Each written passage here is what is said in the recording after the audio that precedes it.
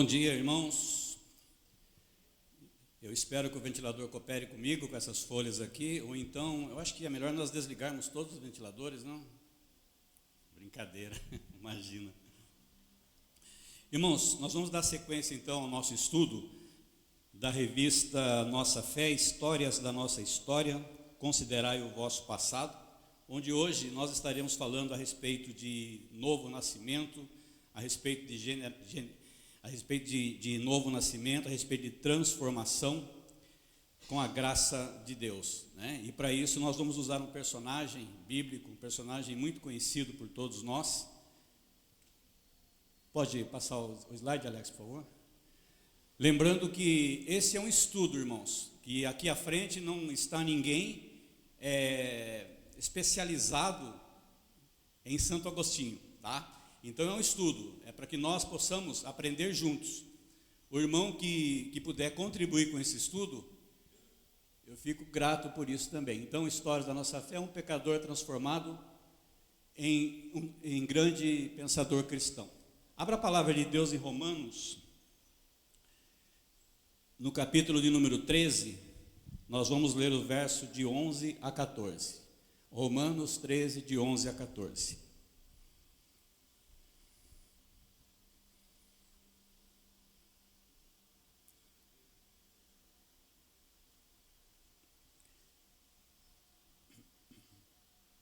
Diz assim a palavra de Deus: E digo isto a vós outros que conheceis o tempo, já é hora de vos despertardes do sono, porque a nossa salvação está agora mais perto do que quando no princípio cremos.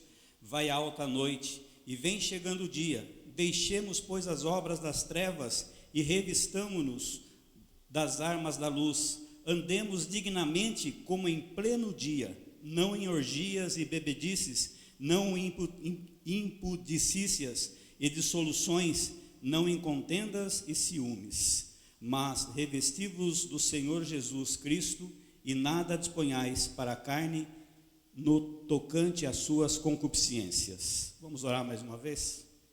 Pai, a sua palavra foi aberta, foi lida, e nesse momento, ó Pai, eu me entrego totalmente na tua presença ao Senhor, para que seja a voz do teu Santo Espírito a ministrar esse estudo, ó Deus, que possamos aqui ser edificados pelo poder do Senhor, e com essa edificação também nós possamos, ó Deus, levar a luz de Cristo para as pessoas que necessitam tanto da presença do Senhor, ó Deus. Edifica as nossas vidas, portanto, em nome de Jesus. Amém.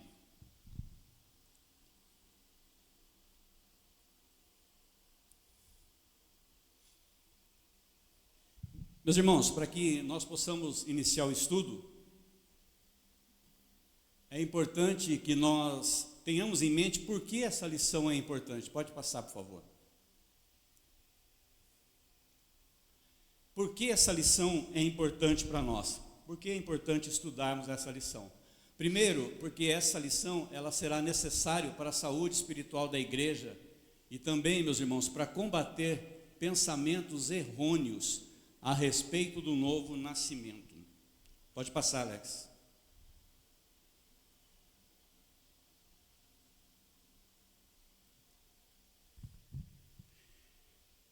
Tudo que nós estamos fazendo aqui ainda é uma introdução, tá bom? Nós vamos estudar então a respeito de um personagem chamado Agostinho, né? Mais conhecido como Santo Agostinho ou Teólogo Agostinho. Agostinho, um servo de Deus transformado para servi-lo na sua geração. Agostinho exerceu significativa influência sobre Lutero e Calvino. Então veja que nós temos toda essa influência de Santo Agostinho, nós temos a influência hoje como protestantes, né? Porque através de Santo Agostinho ele também influenciou a Lutero e a Calvino. Por suas convicções sólidas e profundas a respeito de Deus, ele ainda é um exemplo para nós, é um exemplo a ser seguido como cristão. Pode passar?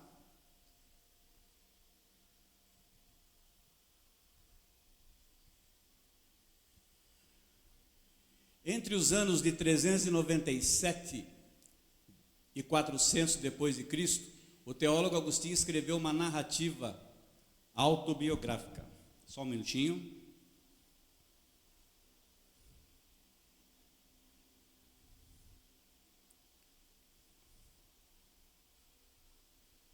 vou abrir por aqui para eu não ficar virando a costa. Entre os anos 397 e 400 depois de Cristo, o teólogo Agostinho escreveu uma narrativa autobiográfica com o título Confissões. No primeiro parágrafo dessa autobiografia que ele escreveu, tem uma parte que é a invocação de Deus, que eu vou ler para os irmãos, essa invocação que Agostinho fez ao Senhor.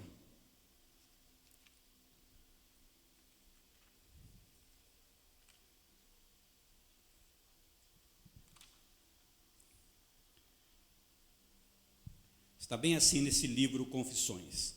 Grande és tu, Senhor, e sumamente louvável. Grande é a tua força e a tua sabedoria não tem limite. E quer louvar-te o homem, essa parcela da tua criação. O homem, carregado com a sua condição mortal, carregado com o testemunho de seu pecado, e como testemunho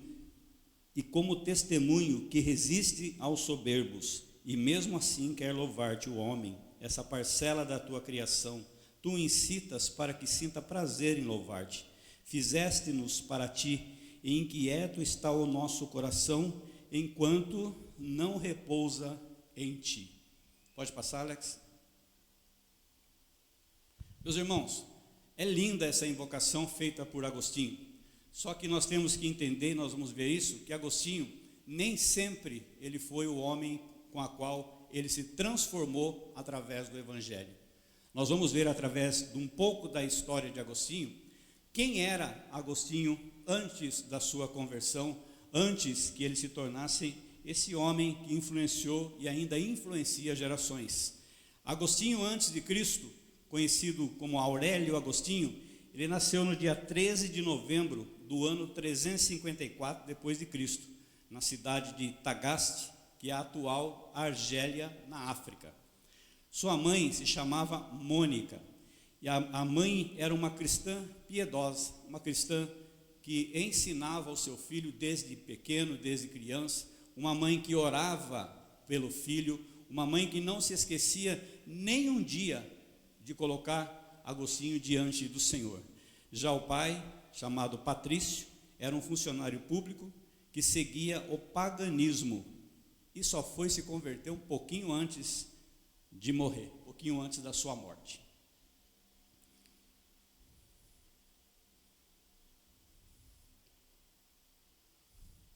Pode passar, Alex? Tenham paciência que essa parte é só para a gente conhecer um pouco da história do Agostinho. Olha lá, Agostinho antes de Cristo. Aos 11 anos de idade, Agostinho foi instruído em gramática e oratória, entrando em contato com a literatura latina. Aos 17 anos de idade, ele foi para Cartago, que é a atual Tunísia, para continuar os seus estudos numa formação humanística. Mesmo tendo recebido ensino cristão, ele era desinteressado pela Bíblia. Mesmo tendo recebido ensino cristão, mesmo com a sua mãe orando, a sua mãe estando com ele sempre, falando a respeito desse evangelho, pois ela era uma cristã piedosa, mesmo assim ele era desinteressado pela Bíblia.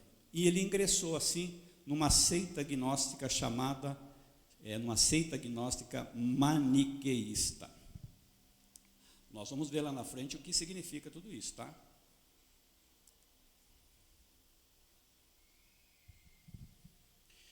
Pode passar. De 372 a 385, isto é, quando ele tinha 18 anos de idade, ele viveu em concubinato, e desse relacionamento ele teve um filho chamado Aldeodato. Então, Agostinho, desinteressado pela Bíblia, aos 18 anos, concubinato, ele se amigou, então ele não casou, ele foi morar junto com uma pessoa, e desse relacionamento ele teve um filho. Em Cartago e Tagaste, ele ensinou oratória, ensinava a oratória, mas ele ficou insatisfeito com a indisciplina dos seus alunos, e desejoso de conhecimento intelectual, ele desembarcou em Roma, aos 29 anos de idade. Eu fiz questão de colocar essa parte das idades para que os irmãos possam entender, mas também possam se identificar com isso. Se você prestar bem atenção no que nós estamos falando aqui a respeito de Agostinho, muitos de nós vivemos isso hoje. Ou se não vivemos, nós conhecemos alguém que vive. Nós conhecemos alguém que vive. Com certeza, meus irmãos, muitos de nós aqui oram pela conversão dos filhos, ora pela conversão de amigos, de parentes, e parece que a coisa não acontece. A mãe de Agostinho orava por ele. E veja que aos 29 anos, Agostinho ainda não era convertido. Ele ainda não havia se entregue àquele conhecimento que ele recebeu lá no passado, lá no ensina a criança no caminho que deve andar. Ele foi ensinado. Só que ele se desviou de uma forma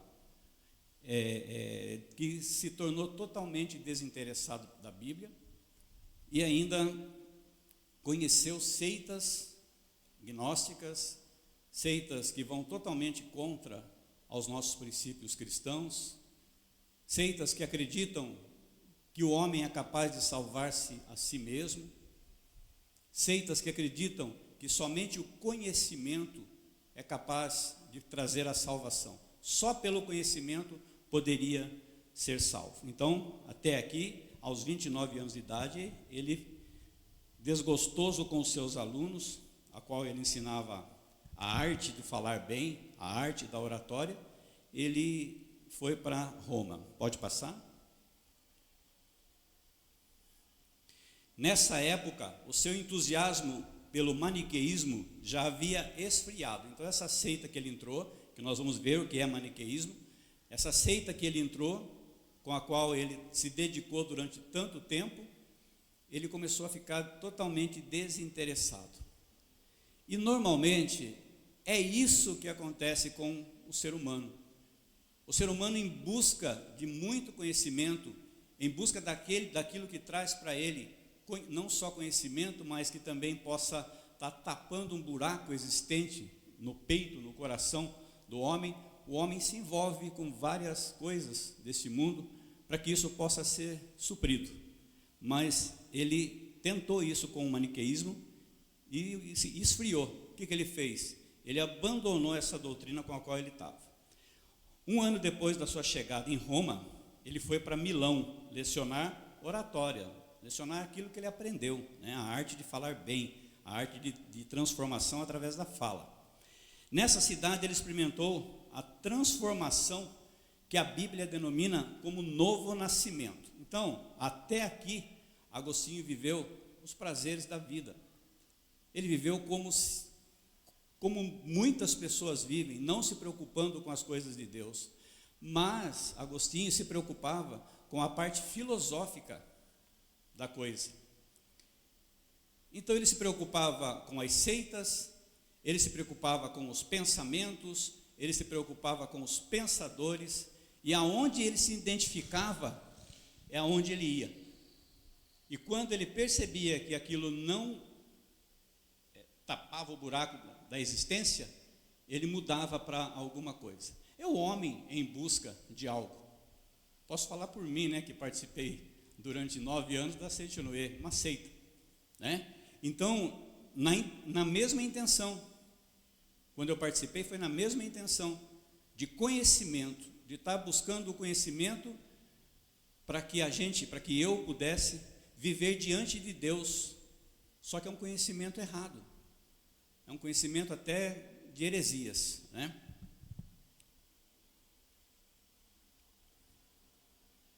Pode passar, Alex?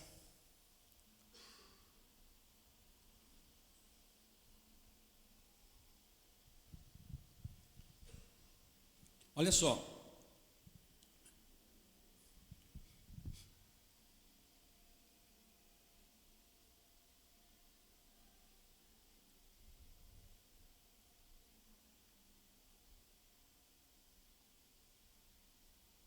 Alex, volta um, por favor.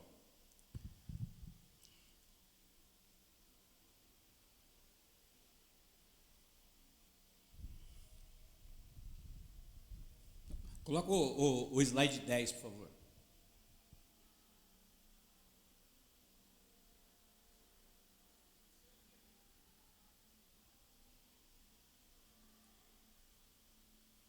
10. É esse? Meus irmãos, não está batendo o meu com o que está lá, tá? Mas eu vou seguir esse mesmo, tá? Então, até chegar ali, eu vou passar por aqui. Mônica, que era a sua mãe, ela também vai para Milão, né? Na tentativa de aproximar Agostinho da palavra do Senhor, né? E jamais ela havia deixado de orar por ele, né? Agostinho também dedicou-se ao ensino das leituras que afastaram ele do Evangelho, né?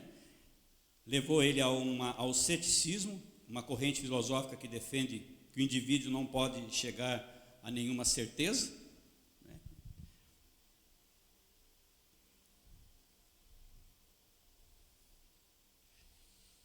Deixa eu ver qual que está lá. Pode pular agora, Alex, passa mais um. Aí, ele passou a ouvir os sermões lá em Milão. Depois que ele, desgostoso com os seus alunos, ele começou a ouvir os sermões do bispo Ambrósio, que era um grande orador cristão, onde no começo ele se encantou com a oratória, com a retórica do bispo. Então, ele se encantou com a maneira como o bispo falava, e não com as palavras que o bispo pregava. Normalmente, quando a gente busca uma seita, nós vamos por algumas situações, por algumas condições. Eu, por exemplo, eu estou pegando esse exemplo, meus irmãos, porque é uma coisa que eu vivi, né? Eu fui porque lá dizia que lá não tinha sectarismo religioso e que era uma coisa ecumênica. Então é onde eu poderia me sentir bem, por quê? Porque eu não seria cobrado de nada.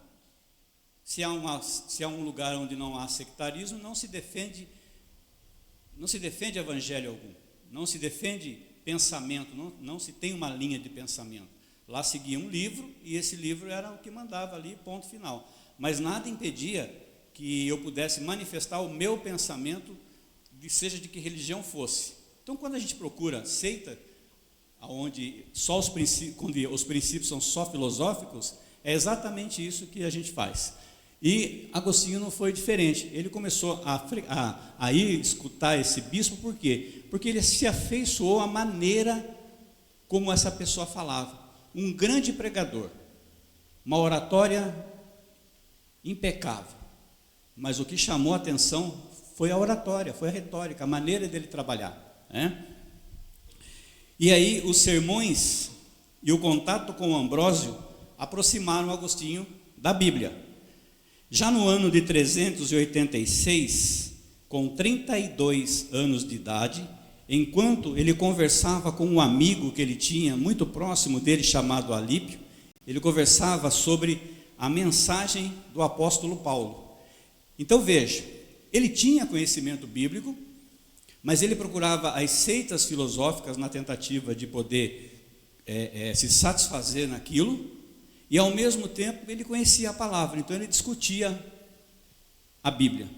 E esse amigo Alípio era alguém que estava ali sempre pronto para poder para levar a palavra para ele, na tentativa de que ele se convertesse totalmente ao Evangelho. São aquelas pessoas que se aproximam da gente, pregam o Evangelho, falam do Evangelho, mas a gente é irredutível, a gente não dá ouvidos, né? A gente não, né? As pessoas não dão ouvidos e ficam do mesmo jeito. Então, no ano 386, com 32 anos de idade, enquanto ele conversava com Alípio sobre a mensagem de Paulo, ele teve uma experiência no jardim. Essa experiência, meus irmãos, ele narra no livro Confissões, no capítulo 12, a conversão, experiências que mudou a vida de Agostinho. Então, Agostinho, aquele homem que viveu a vida, agora Agostinho tem uma experiência no jardim. Na casa dele tinha um jardim, um pequeno jardim, onde ele usava esse jardim para fazer as reflexões dele. Assim como ele usava os cômodos da casa também, uma casa grande, onde, quando não tinha convidados, ele se refugiava para poder ter os pensamentos e as reflexões dele. Mas não eram somente pensamentos e reflexões. Agostinho tinha ferrenhas lutas Era luta mesmo, internas, lutas com ele. E foi nesse jardim, tendo uma dessas lutas, que ele se converteu, né? Então o que ele fazia? Ele se refugiava nesse jardim com a intenção de ter essas reflexões, de ter essas lutas, de ter esse combate, esse ardente combate com ele mesmo, essa discussão dele com ele mesmo.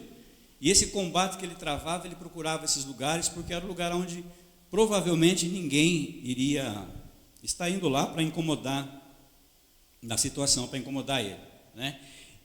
Se os irmãos permitirem, eu vou ler a respeito dessa experiência que ele teve no jardim. Deixa eu só achar aqui.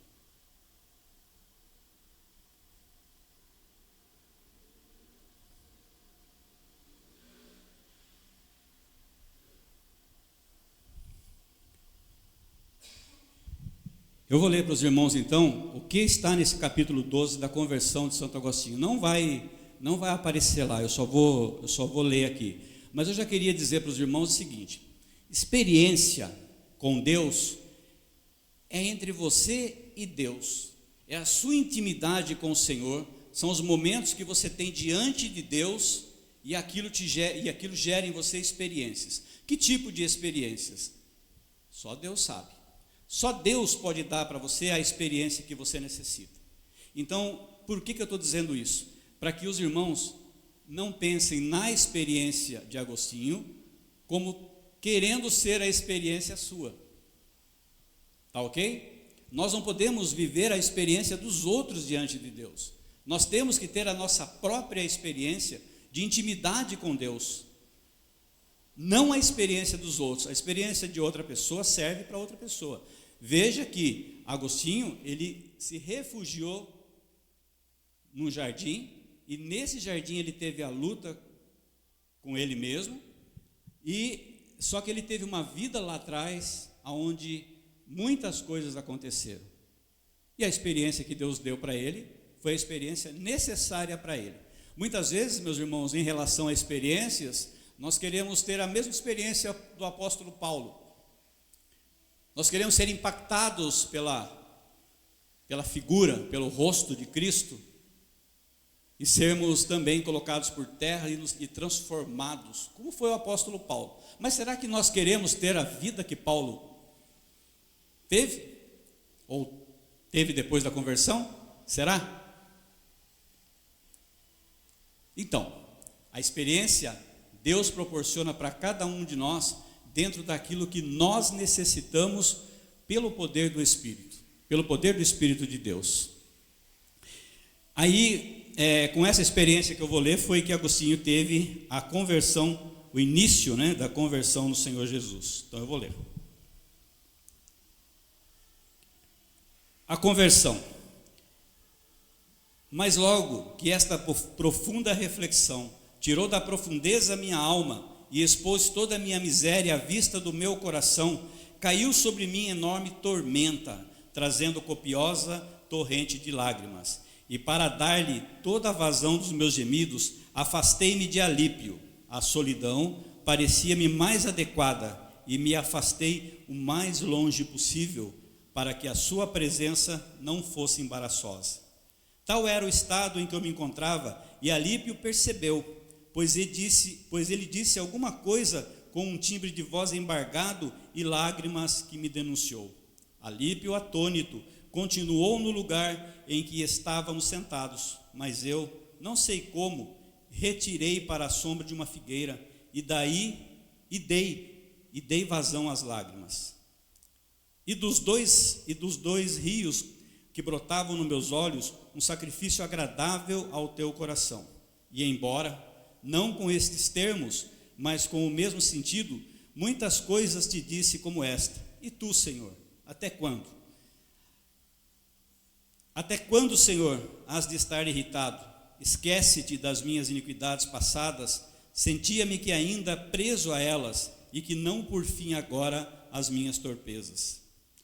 Assim falava e chorava oprimido, pela mais amarga dor do meu coração, mas eis que de repente eu ouço da casa vizinha uma voz de menino ou menina, não sei, que cantava e repetia muitas vezes: toma e lê, toma e lê. E logo, mudando o semblante, comecei a buscar com toda a atenção as minhas lembranças, se porventura esta cantiga fazia parte de um jogo que as crianças costumavam cantarolar, mas eu não me lembrava de tê-la ouvido.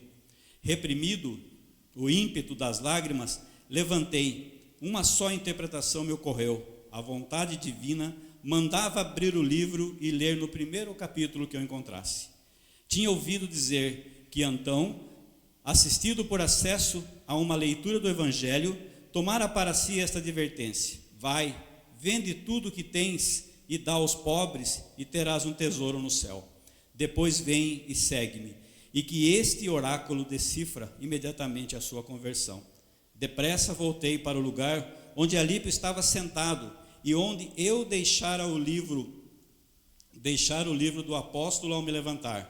Peguei, abri, e em silêncio, o primeiro capítulo que me caiu sobre os olhos era: não caminheis nas glutonarias e embriagueis, não nos prazeres impuros do teu leito em leviandade, não em contendas e rixas, mas revesti-vos de nosso Senhor Jesus Cristo, e não cuideis de satisfazer aos desejos da sua carne. Não quis ler mais, nem era necessário. Quando cheguei ao fim da frase, uma espécie de luz, de certeza, se insinuou em meu coração, dissipando todas as trevas da dúvida. Então, marcando com o dedo, eu não sei com o que, fechei o livro. E com o rosto já tranquilo, revelei a Alípio o que se passara. Ele, por sua vez, me revelou o que acontecera com ele e que eu ignorava. Pediu para ver o que eu tinha lido. Mostrei-lhe. Ele prosseguiu a leitura. Eu ignorava o texto. Eu ignorava o texto seguinte, que era este: recebei ao fraco da fé, palavras que aplicou a si mesmo e revelou. Fortificado por esta advertência, firmou-se nossa resolução no santo propósito, bem de acordo com os costumes nas quais já há muito tempo tomara grande vantagem em mim. Fomos depois à procura da minha mãe, que ao saber do sucedido ficou radiante. Contamos como o caso se passara. Ela exultou, triunfante, e bendizendo a ti, que és poderoso para dar-nos mais do que pedimos ou entendemos, porque via que lhe havia concedido o meu respeito, por mais que constantemente te pedia com tristes gemidos e lágrimas. De tal forma me converteste a ti, que já não procurava esposa, nem abrigava esperança alguma deste mundo, mas estava já naquela regra de fé em que há tantos anos lhe havia mostrado a minha mãe. E assim converteste teu pranto em alegria, muito mais fecunda do que havia desejado, e muito mais preciosa e pura do que podia esperar dos netos nascidos de minha carne. Vejam que ele teve uma experiência onde muitos de nós, se pensarmos nessa experiência, para nós não teria valor algum a respeito de você ouvir alguma coisa e essa coisa, essa música, esse cantarolar de crianças levar você a abrir a palavra de Deus e essa palavra falar com vocês. Por que eu disse que a experiência dele pode não valer para cada um de nós?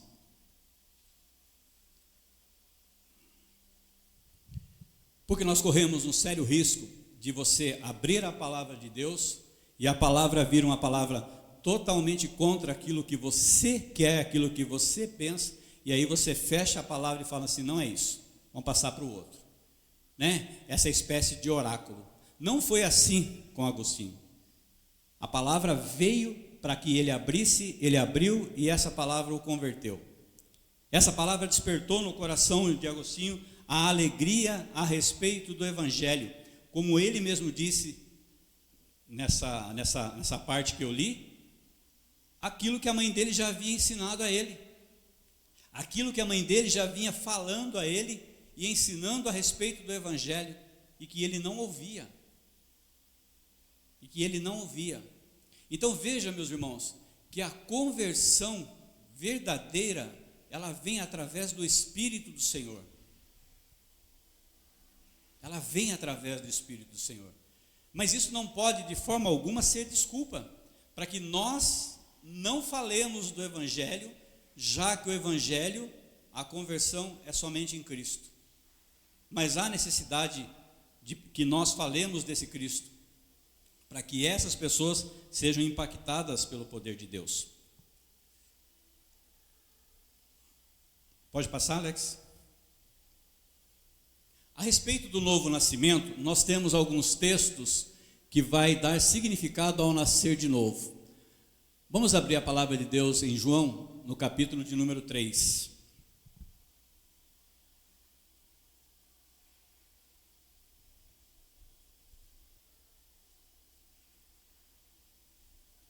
João, capítulo de número 3.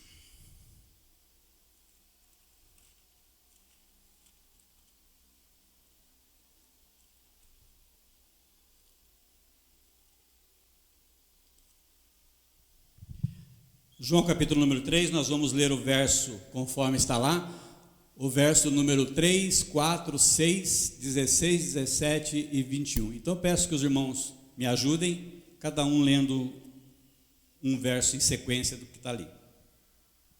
Quem achou pode ler o verso número 3.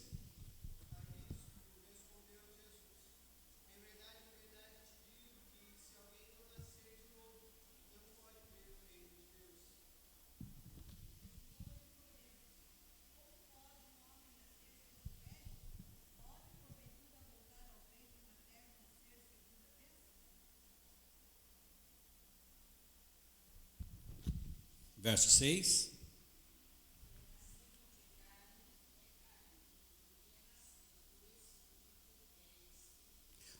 Até aqui por enquanto. O que nós vemos aí? Olha só, nós vemos a palavra de Deus confirmando a respeito do novo nascimento, a respeito daquele homem que antes era uma pessoa e depois da conversão ela se transformou em outra pessoa. Transformação.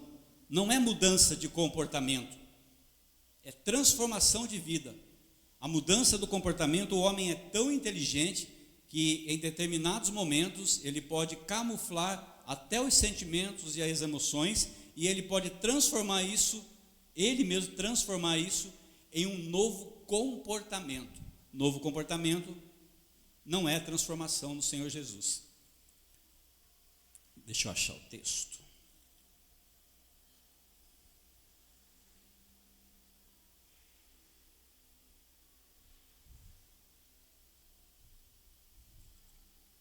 Eu deixo a Bíblia aberta ou o ventilador muda para mim? Vamos lá. No verso de número João 1, verso 3. Perdão, João 3, verso 1. Havia entre os fariseus um homem chamado Nicodemos, um dos principais dos judeus. Aí na sequência ele diz: esse de noite foi ter com Jesus e lhe disse: Rabi, sabemos que és mestre vindo da parte de Deus, porque ninguém pode fazer esses sinais que tu fazes, se Deus não estiver com ele. Então nós vemos aí a história de Nicodemos, que procurou a Jesus à noite, não durante o dia, não durante seus afazeres, mas meio que se escondendo, ele procurou a Jesus para tirar a informação a respeito desse novo nascimento. E no discorrer da história, se você continuar lendo, você vai ver que ele pergunta para Jesus como pode um homem sendo velho nascer de novo. E aí Jesus responde para ele a respeito desse novo nascimento. A interpretação que Nicodemos estava dando é a respeito de um homem nascer novamente, no sentido que nós conhecemos de nascer. Mas o novo nascimento, como é espiritual, é poder de Deus, é poder de revelação para o homem, é poder de trazer o homem para a luz, mesmo esse homem sendo pecador, não merecedor, mas pela graça ele é resgatado. Pela graça ele é tirado desse mundo de trevas e trazido para a luz. Nós, por nós mesmos, nós seguiríamos o curso da história, o curso dessa vida, vivendo do jeito que nós queremos, do jeito que satisfaz o nosso coração. Mas não é isso que o Senhor quer, não é isso que Deus quer. Verso de número 6.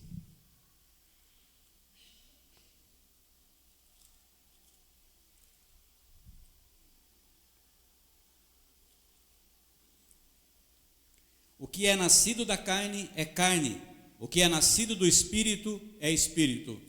Aqui vem confirmar para nós que a conversão verdadeira, o novo nascimento é espiritual, não é nascimento de carne. O que é da carne é carne, o que é do Espírito é do Espírito.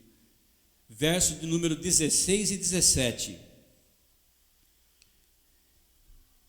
Porque Deus amou o mundo de tal maneira que deu seu Filho unigênito, para que todo o que nele crê não pereça, mas tenha a vida eterna. Deus enviou seu Filho único para que todos nós fôssemos regenerados, para que nós tivéssemos esse novo nascimento de forma espiritual através de Jesus, para que todo o que nele crê não pereça, mas tenha a vida eterna. Verso de número 17, porquanto Deus enviou seu Filho ao mundo, não para que julgasse o mundo, mas para que o mundo fosse salvo por ele. Jesus Cristo veio para resgate do homem. Jesus Cristo morreu na cruz, ressuscitou, dando ao homem essa liberdade, porque nós éramos cativos. Alguns confundem a liberdade de uma forma contrária. A pessoa acha que ela está fazendo as coisas no mundo e que ela tem essa liberdade para fazer aquilo que ela quer. Eu penso ao contrário. Eu penso que a liberdade quem tem são os cristãos, porque os cristãos conhecem a obra das trevas e conhecem a obra da luz. Quem está no mundo vivendo as trevas não conhece a luz. Então como que ele pode fazer uma opção? Como que ele pode usar a liberdade dele para ir até Cristo, se ele não conhece a luz? Já nós não. Nós conhecemos a luz. E nós conhecemos, ou sabemos quais são as obras das trevas. Se qualquer um de nós aqui quiser, a partir de agora, viver as obras do mundo, é possível? Agora, enquanto eu tomo uma aguinha aqui, eu vou pedir para vocês cooperarem comigo aí e falar um pouquinho.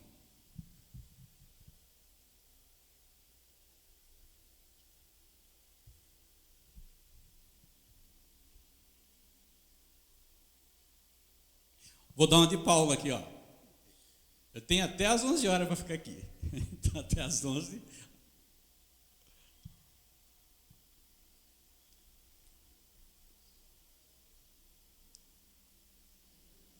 Se algum de nós aqui, meus irmãos, quisermos viver as obras do mundo a partir de agora, é possível?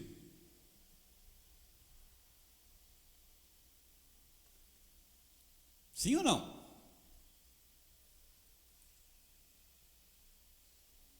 Sim ou não?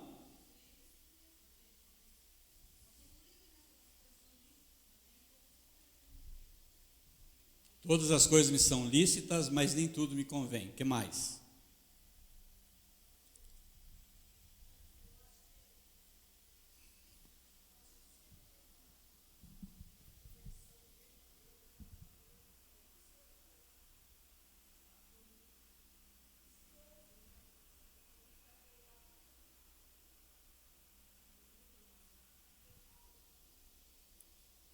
Se houve uma verdadeira conversão, é impossível dele voltar para as obras do mundo.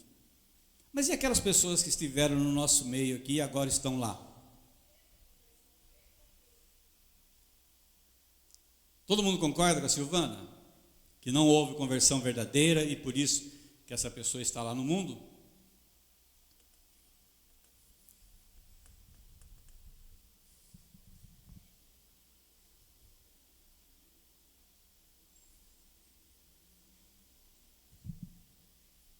Na verdade, olha só, dentro das igrejas, nós temos muita gente, ditos evangélicos, dito cristãos dentro das igrejas. As igrejas nunca estiveram tão cheias como estão hoje.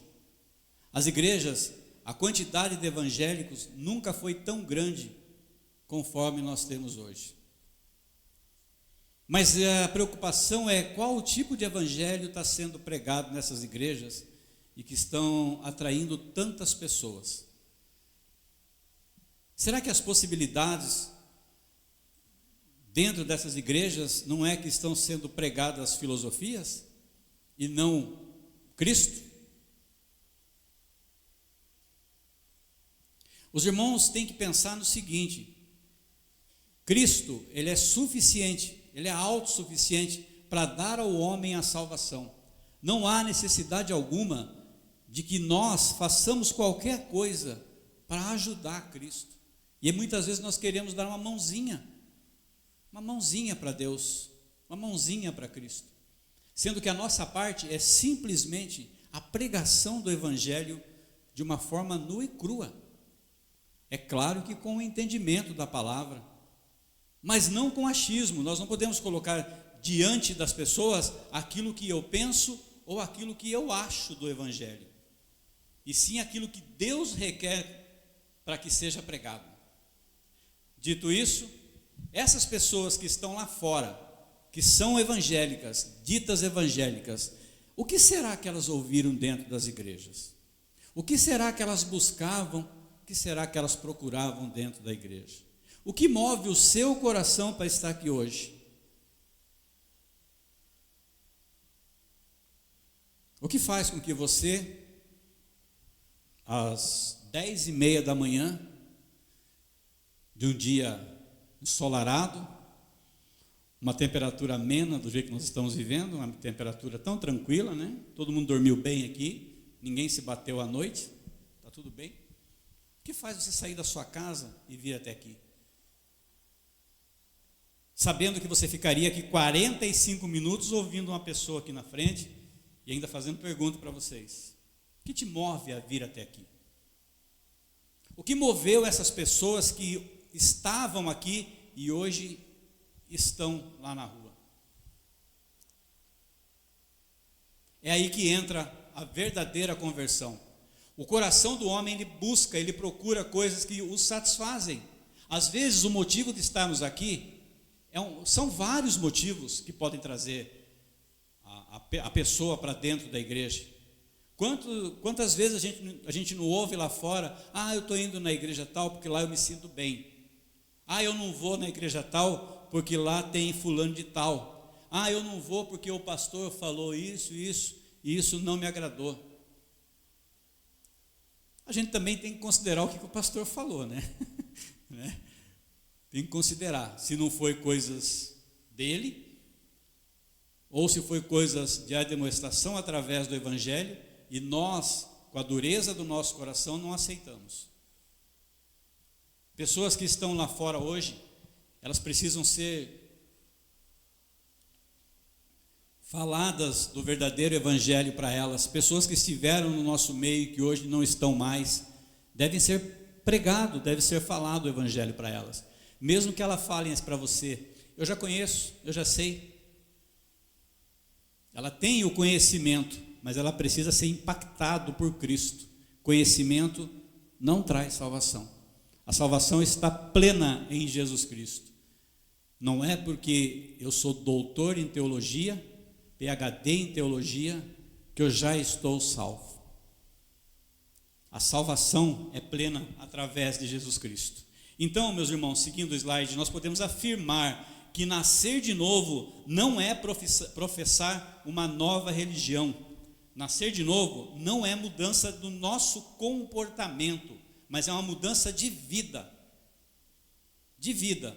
É você deixar as coisas que você fazia, que desagradavam ao Senhor, e passar a fazer as coisas que, mesmo desagradando a você, agradam ao Senhor.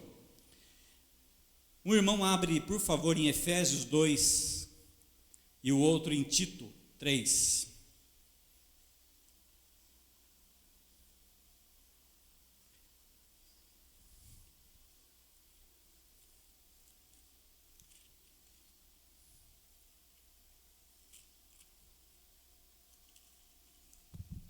Efésios 2, versos 4 e 5.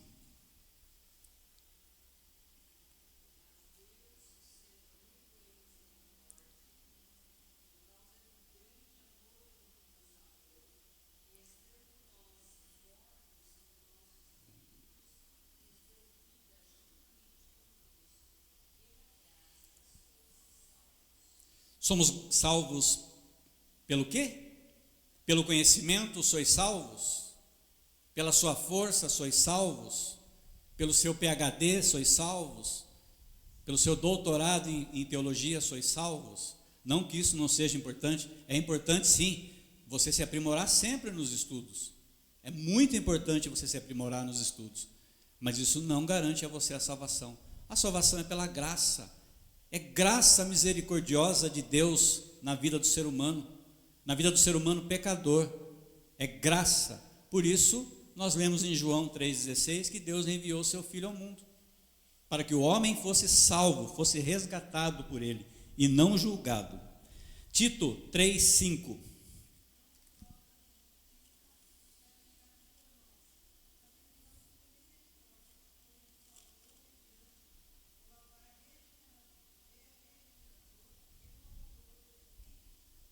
Mais uma vez reforça que é pela graça, pela misericórdia do Senhor, que Ele nos regenera, que Ele busca esse homem pecador, esse homem com o coração duro, esse homem que só pensa nele e nas coisas que satisfazem as suas necessidades, e é por amor que Deus resgata esse homem, pelo poder do Espírito Santo, pelo poder de Deus, e não por obras ou por qualquer outra coisa.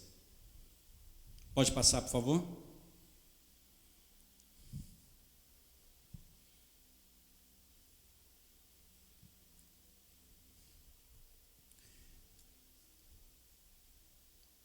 Segunda Coríntios 5,17 e também Filipenses 1,6. Vamos ler mais esses dois textos, por favor.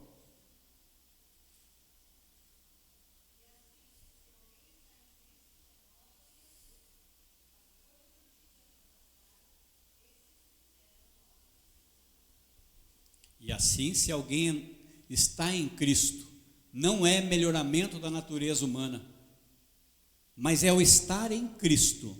Filipenses 1,6.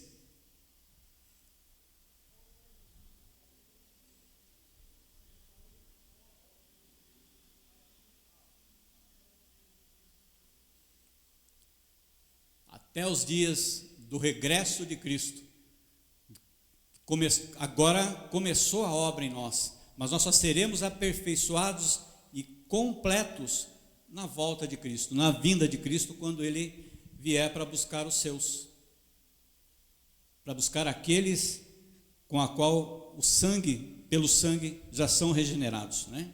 Paul Washer diz o seguinte: a evidência de que você se converteu, de que você de fato se arrependeu e creu para a salvação, é que você vai continuar se arrependendo e continuar crendo, você vai continuar crescendo em santificação. Então, durante o processo de santificação, não é que você deixa de ser pecador, você continua sendo pecador, mas você tem a consciência através de Cristo Jesus de que você se arrependeu e se arrepende dos seus pecados. Por isso, meus irmãos, que durante a liturgia do culto, sempre nós temos um momento de contrição, momento em que muitas vezes durante todo o seu dia você nem se lembrou que existia um Deus, às vezes é tão apurado, não se lembrou. Durante o culto nós temos um momento de contrição, é aquele momento em que você tem ali junto com todo mundo aqui, todos os irmãos, que você pode baixar a tua cabeça e refletir sobre a sua vida, trazer à tua mente os pecados que você cometeu e pedir perdão para esse pecado, pedir perdão para que Cristo perdoe esses pecados, para que lave esse pecado. Por que eu estou falando isso?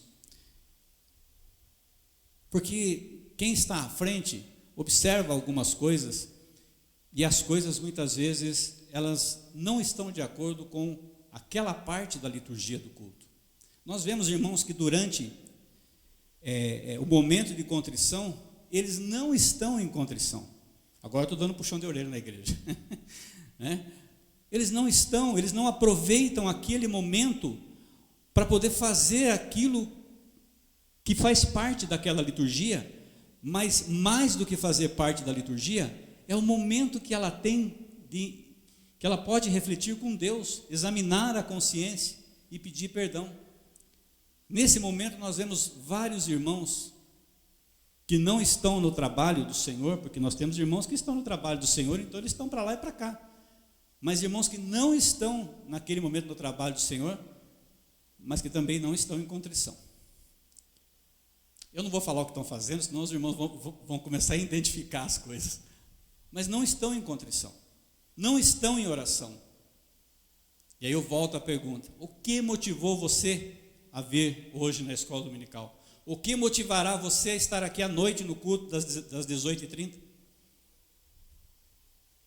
Reflita sobre isso. O arrependimento é constante, o perdão de Deus é constante, a graça de Deus é constante, a misericórdia de Deus se renova a cada manhã. Eu diria assim: está disponível para nós essa graça e essa misericórdia? Então por que não fazer uso? Por que não nos apropriarmos desse Cristo misericordioso? Por que relutarmos com as coisas filosóficas que ouvimos, né? Com as vozes que nós ouvimos durante todo o nosso processo de vida? Ouvimos as vozes de pessoas falando, mas por que não ouvimos a voz de Cristo, a voz de Deus, né? Pode passar?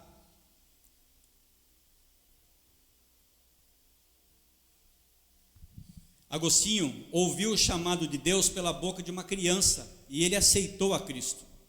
Em 387, aos 33 anos, Agostinho foi batizado pelo bispo Ambrósio. Aquele mesmo bispo que ele foi ouvir a oratória, não a pregação.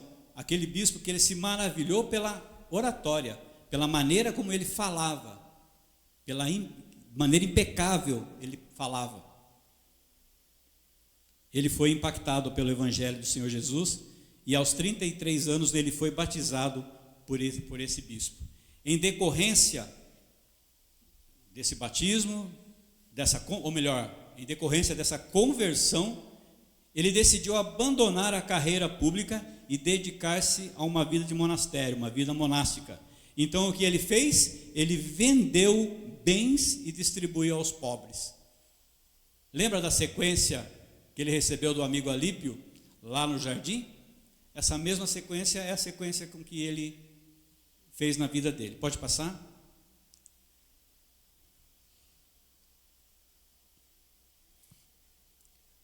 Dos bens que ele vendeu, ele só conservou uma casa, e que essa casa ele transformou em comunidade monástica. Entre os anos de 395 e 396, entre 41 e 42 anos, ele foi ordenado bispo auxiliar e depois bispo principal. Realizou um abençoado ministério, tornando-se, em sua época, a voz mais influente da igreja cristã. Pode passar? O que ele fez então? Quando ele se converteu, ele enfrentou 3 desafios principais na vida dele. Ele enfrentou vários, né? Mas ele teve que resolver algumas controvérsias, porque muitos crentes não acreditavam, muitos crentes cristãos não acreditavam na suficiência de Cristo. Então ele teve que combater, primeiro, o maniqueísmo, com a qual ele pregou tanto esse maniqueísmo, né? Que é o quê?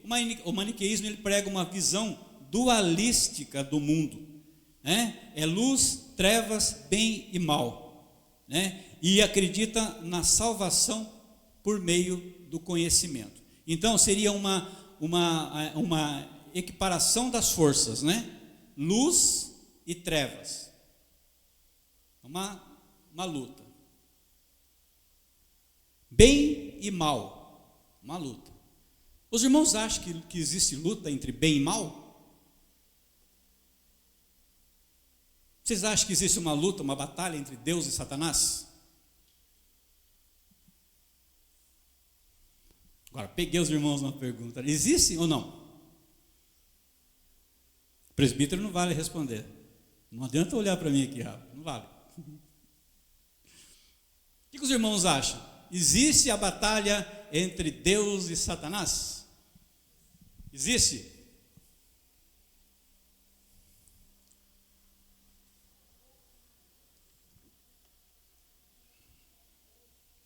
Quem acha que sim, fala sim no seu pensamento, que eu não vou pedir para ninguém levantar a mão.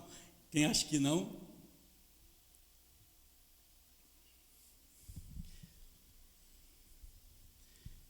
pense um pouco. Para quem é o inferno? Eu só sei que para mim não é.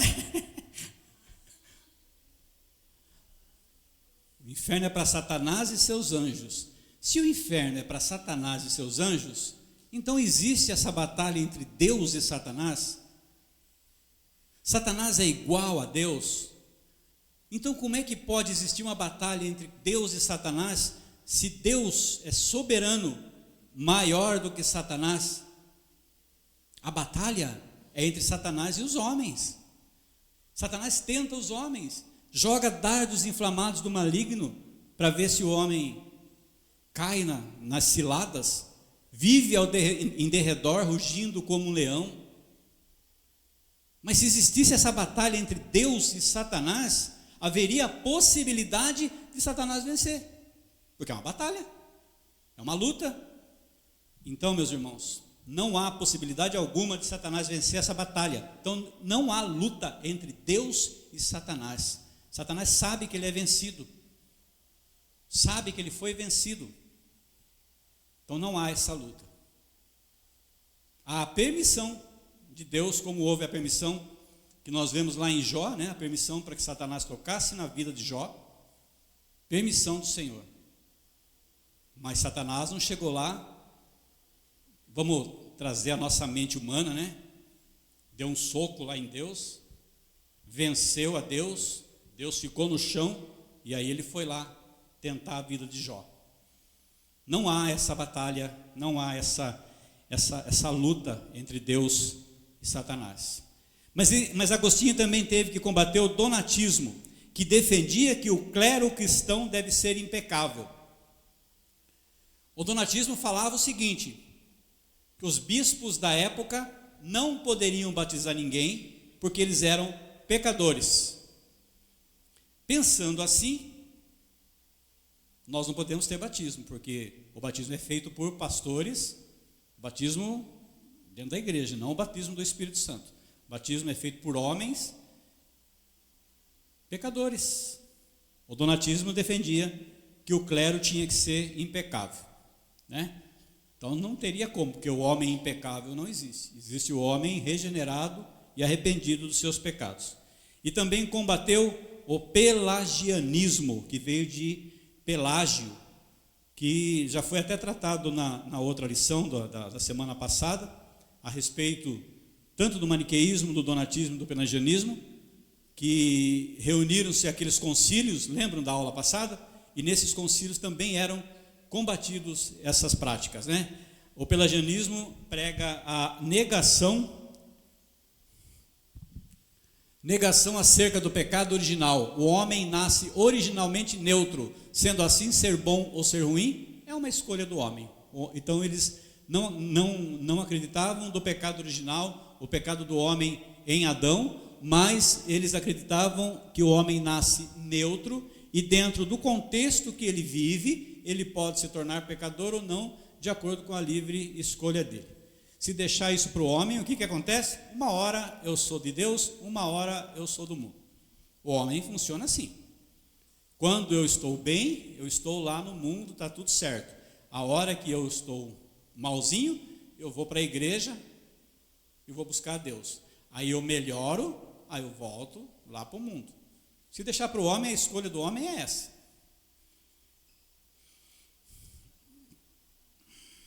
Pode passar?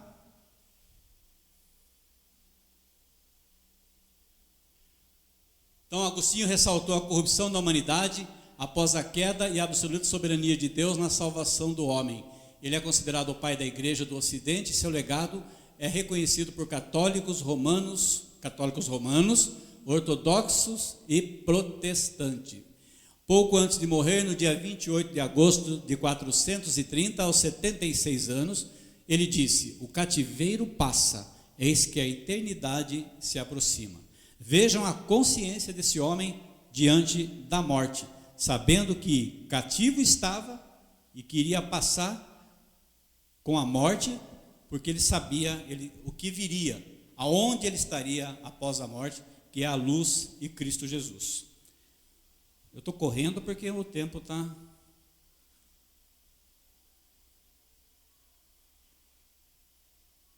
Pode passar?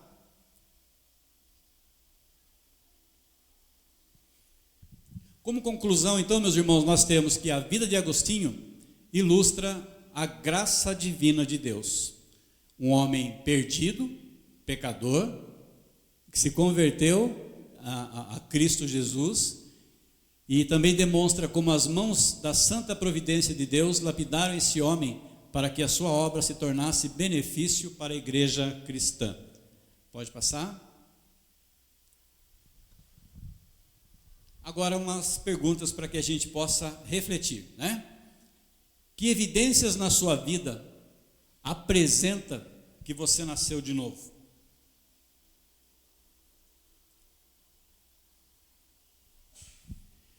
Você já descobriu o seu dom? Ah, eu não tenho dom. Todos nós temos um dom. Você já descobriu o seu? Que exercício o seu dom tem glorificado?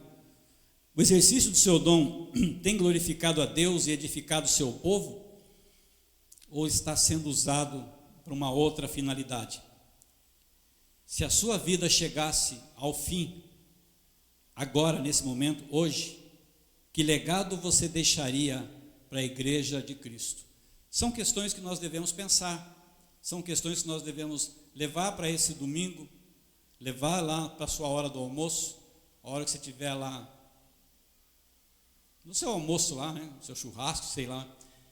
É a hora de você pensar, é a hora de você conversar com quem não está aqui, né? Cada um tem seus motivos e que você pode falar, poxa, né? Você vê, fala para o outro, você vê evidências na minha vida de que eu nasci de novo? Mesmo que o importante seja você fazer essa reflexão, não que você tenha que ouvir a opinião dos outros, mas é bom muitas vezes a gente ouvir, né? Pergunta para o outro muitas vezes, que dom você acha que eu tenho? Porque às vezes a gente não percebe.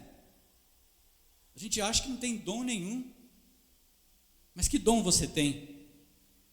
E é importante que esse dom seja usado para a glória do Senhor. E se a sua vida chegasse ao fim hoje, que legado você deixaria para os seus filhos, para a sua igreja? Como os seus filhos se lembrariam de você? Essa é a mensagem que nós temos hoje. E já está chegando as crianças aqui, eu vou passar a palavra para a Luísa. Mas eu gostaria de orar mais uma vez com você, então baixa a tua cabeça enquanto as crianças estão chegando aqui e vamos orar.